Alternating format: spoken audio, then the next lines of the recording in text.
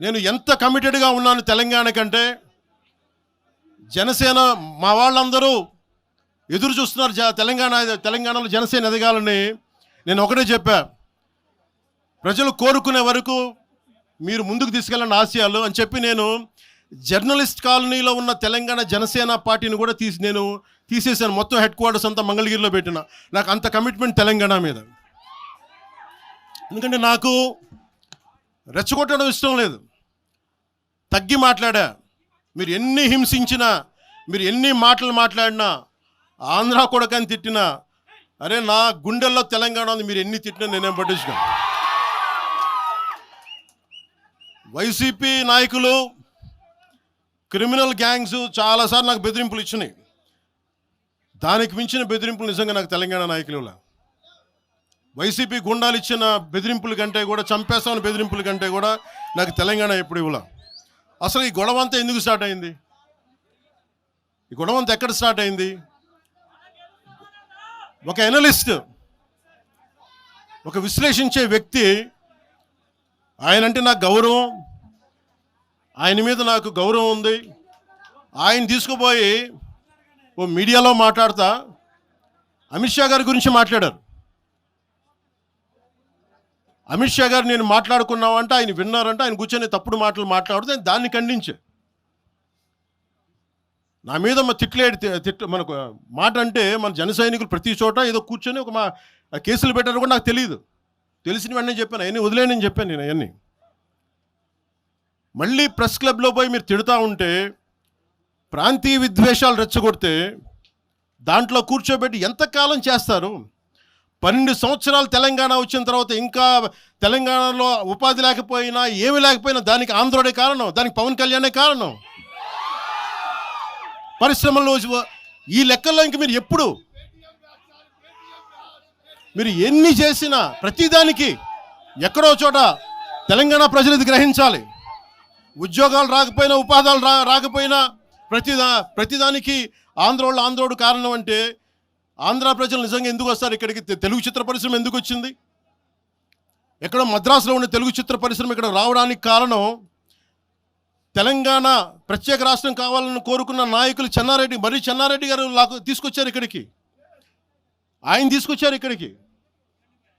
50 సంవత్సరాలు కలిసి ఉన్న రాజధాని ఇక్కడ సడన్గా పోయి మీరు ఇక్కడ రాకూడదు అని కొంతమంది నాయకులు, తెలంగాణ ప్రజలు వేరు. నేను మొదటి రోజు నుంచి చెప్తా ఉన్నా, పాలకులు వేరు, ప్రజలు వేరు. తెలంగాణకి అన్యాయం చేసిన పాలకుల్ని, దాంట్లో పవన్ కళ్యాణ్ కూడా, వాడిని కూడా ఉరిదీసాను పర్లా. పాలకులు వేరు, ప్రజలు వేరు. మీరు పాలకులను తిట్టుకున్న ప్రజలను తిడితే, విద్వేషాలు రెచ్చగొడితే ఈ దేశం ఎటుపోద్ది? సూరత్లో తెలుగు ప్రజలు ఉన్నారు. రేపొచ్చిన గుజరాతీ మనుషులందరూ గుజరాతీస్ అందరూ కూర్చొని తెలుగు వాళ్ళు ఇక్కడ ఉండకూడదంటే కుదురుద్ది అక్కడ? నాందేడ్లో ఉన్న తెలుగు వాళ్ళు, షోలాపూర్లో ఉన్న మన తెలంగాణ తెలుగు వాళ్ళు అందరూ కూర్చోబెట్టి మా మహారాష్ట్రీయులు తిరగబెడితే ఏమవుద్ది? దేశం నిలబడద్దా? దేశం ఒకటిగా ఉంటుందా? ఎంతకాలం తిడతారు? ఎంతకాలం? నేను అమిత్ షా గారిని అన్నారని చెప్పి నేను మాట్లాడగానే కూర్చోబెట్టి ఒకళ్ళు దానికి చిలవలు పలవలు చేసి, నాకు తెలంగాణ అంటే పడదు, నాకు వీళ్ళంటే పడదు, వాళ్ళంటే పడదు, ఇన్ని సంవత్సరాలు 12 years కూర్చోబెట్టడం. మేము ఒక చెరువుని కబ్జా చేసామంట. నాకేం పనిలేదా? నిజంగా మీరన్నట్టుగా కబ్జా చేస్తే ఇల్లు తగలబెట్టారా? నాది వచ్చి ఉంచుతారా నన్ను? ఒక్కొక్కళ్ళు కూర్చోబెట్టి 111 జీవోలు ఏమేం చేశారు అటు చూసిపోండి, అటు చూడండి. నిజంగా ఈ రోజున తెలంగాణ రాష్ట్ర ముఖ్యమంత్రి గారికే చెప్తున్నా, రేవంత్ రెడ్డి గారికే చెప్తున్నా, ఆయనంటే నాకు ఇష్టం, ఆయనంటే గౌరవం నాకు. కానీ వారికే నేను చెప్తా ఉన్నా, తెలంగాణ ప్రభుత్వానికే చెప్తున్నా, పవన్ కళ్యాణ్ కనుక ఆ చెరువుని ఒక చెరువును ఆక్యుపై చేసుకున్నాడంటే సంతోషంగా చెప్తాను, ఈ రోజున తెలంగాణ ప్రభుత్వానికి రాసి ఇచ్చేస్తున్నారు. అలాగే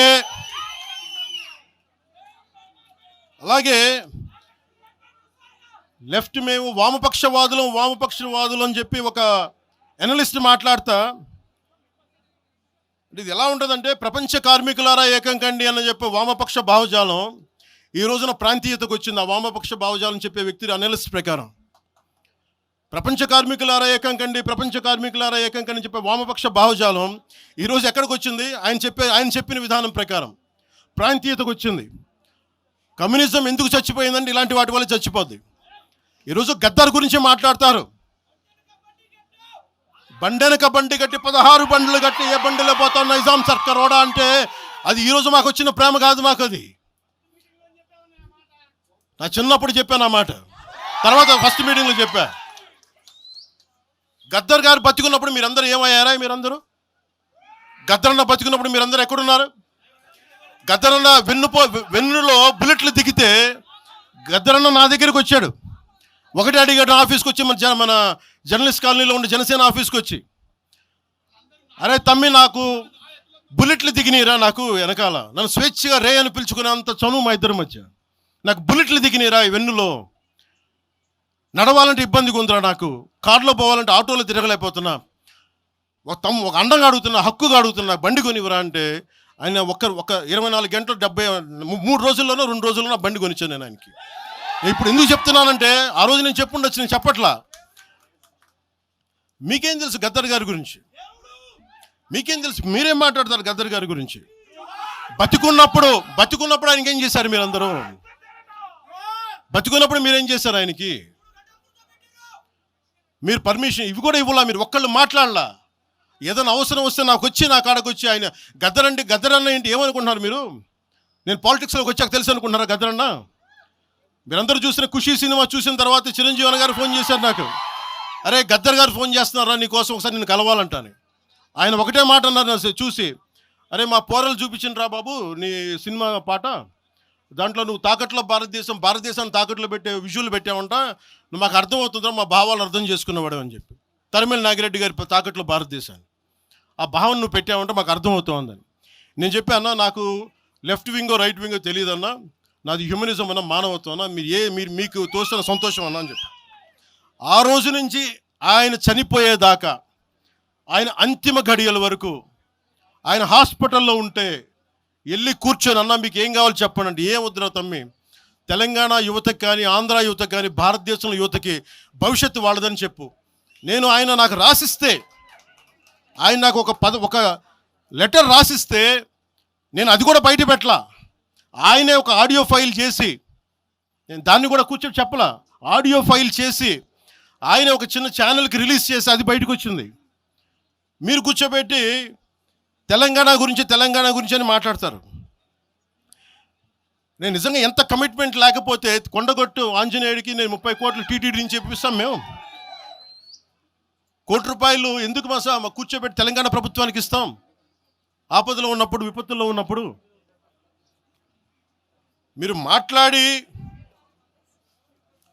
మీరు ఈరోజు మాట్లాడుతూ ఉన్నారు, బెదిరిస్తున్నారు. ఒకటే చెప్తా ఉన్నా, ఇక్కడున్న నాయకులందరూ కూడా, మా శంకర్ గౌడ్ గారి దగ్గర నుంచి ఇక్కడున్న నాయకులు పేరున సంపత్ నాయక్ కానీ, సాగర్ గారు కానీ, వీళ్ళందరూ కూడా మీరు బెదిరిస్తూ ఉంటే మేము భయపడి, సారు మీ కాల్ముక్తా సారు, మీ బాంచన్ సారు అని అంత భయాలు ఉన్నాం. మేము వాళ్ళమే కాదమ్మా. ఇక్కడ మేము ఒకటే చెప్తా ఉన్నా, వైఎస్ రాజశేఖర రెడ్డి గారు బతికున్నప్పుడు ఆ రోజు మీ గొంతులు ఏమైనాయి? ఆ రోజున మీ అందరి గొంతు తెరిచారా మీరు? ఆ రోజున తెలంగాణ గురించి వీళ్ళు మాట్లాడుతూ ఉంటే ఒకటే చెప్తా ఉన్నా, యువరాజ్యం పెట్టిన తర్వాత మొట్టమొదటిసారి నా మీద కేసు పెట్టి పోలీస్ స్టేషన్లో కూర్చోబెట్టింది తెలంగాణ భీమరావు బాడా కోసం. దానికోసం తెలంగాణ మీద మొదటి కేసు నాకు తెలంగాణలోనే పడింది. కూర్చోబెట్టి మీరు అందరూ కూర్చోబెట్టి ఆ రోజు ఒక్కళ్ళు ఏమయ్యారు? ఈరోజు మీరు బెదిరిస్తూ ఉన్నారు, బయటకు వస్తే దాడులు చేస్తారు. మాకు దాడులు కొత్త అనుకున్నారా? మాకు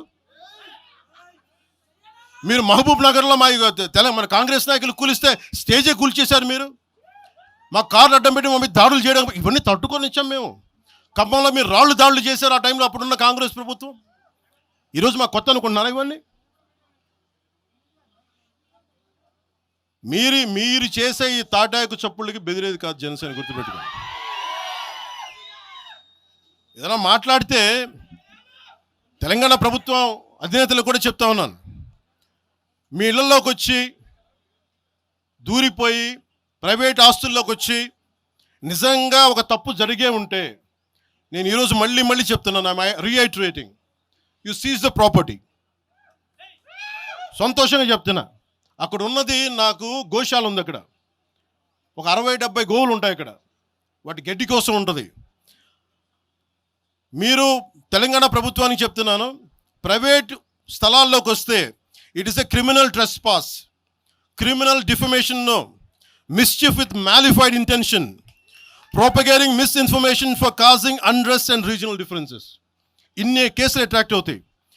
ఇవన్నీ మీరు ఒక్కసారి కూర్చొని మీరు మమ్మల్ని భయపెట్టాలని చూస్తే వాటికి భయపడే వాళ్ళం కాదు.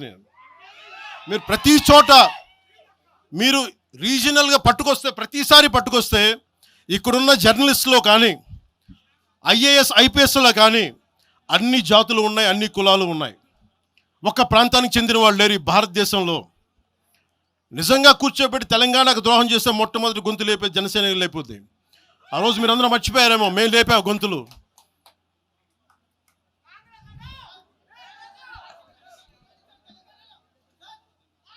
కాంగ్రెస్ హటావ్ దేశ్ బచావ్ అని అంటానికి ఈరోజు ఇందాక మీరు చెప్పినానికి చెప్తున్నా. కాంగ్రెస్ నాయకులు మాట్లాడుతున్నారు కొంతమంది, అందరం చెప్పట్లా. కొంతమంది నాయకులు కూర్చొని మాట్లాడుతూ ఉన్నారు, నువ్వు ఎలా తిరుగుతావు, రోడ్ల మీద చూస్తాం, నాలుకలకు వస్తాం, నాలుకలు చీరుస్తామంటే రండయ్యా బాబు మీకు నాలుకలు తీసి చూపిస్తాం మీకు కోసుకొని. అలాగే మీరు ఒకప్పుడు ఇలా మాట్లాడిన నాయకులందరూ రాజశేఖర రెడ్డి గారు తెలంగాణకి విభజనకి నేను వ్యతిరేకం నేను అన్న చెప్పిన వ్యక్తికి పక్కన ఉన్న కొమ్ము కాసిన వాళ్ళు వీళ్ళందరూ మాట్లాడతారు. నిజంగా నాకు చివుళ్ళ మల్లికార్జున్ శ్రీశైలం చెంచు పెంటల నుంచి వచ్చిన చెంచు గూడెల నుంచి వచ్చిన కుర్రాడు, 16-17 ఏళ్ళ కుర్రాడు, చివుళ్ళ శివ మల్లికార్జున్ వీళ్ళు వెతుక్కొని వచ్చారు నా కోసం. దేనికి? మాకు యురేనియం మైనింగ్ జరుగుతూ ఉంది అన్న, నువ్వు వచ్చి ఏదైనా చెప్పన్నా అంటే ఆ రోజు ఓడిపోయినాను 2019 తర్వాత 2 చోట్ల ఓడిపోయి అంటే నా మీద ఏ నమ్మకం పెట్టుకొచ్చాడు. ఎందుకు నేను తెలంగాణ యువతను నమ్ముతానంటే వాళ్ళకున్న లోపల ఉన్న భావం ఎంత బలమైందంటే మొత్తం ప్రభుత్వానికి అదిపించింది ఒక్క కుర్రోడి భావం. దానికి నేను ప్లాట్ఫామ్ అయ్యాను అంతే. దానికి ప్లాట్ఫామే అయ్యా. వచ్చే కుర్రోడు రోడ్డు మీద కూర్చొని జనసేన ఆఫీస్ ముందు కూర్చుంటే వెళ్ళి మాట్లాడా, ఏం బాబు ఏం కావాలన్నా అంటే నీకు కూర్చోబెట్టి అన్న మాకు యురేనియం మైనింగ్ జరుగుతుందన్న మా శ్రీశైలంలో చెంచుపెంటల్లో, నువ్వు మాట్లాడన్నా అంటే మొత్తం తీసుకొస్తే ఒక్క మాట మాట్లాడితే ఆ రోజున వి హనుమంతరావు గారు, ఇప్పుడు కాంగ్రెస్ నాయకులు వి హనుమంతరావు గారు మేము కూర్చొని మాట్లాడితే అఖిల పక్షం ఆ రోజు పిలిచాం. ఏ బలం ఉందని జనసేనకి ఆ రోజున ఓట్లు వస్తాయన్నా మేము చేసింది తెలంగాణ మీద ప్రేమ, తెలంగాణ మీద ఇష్టం, తెలంగాణ మీద మమకారం.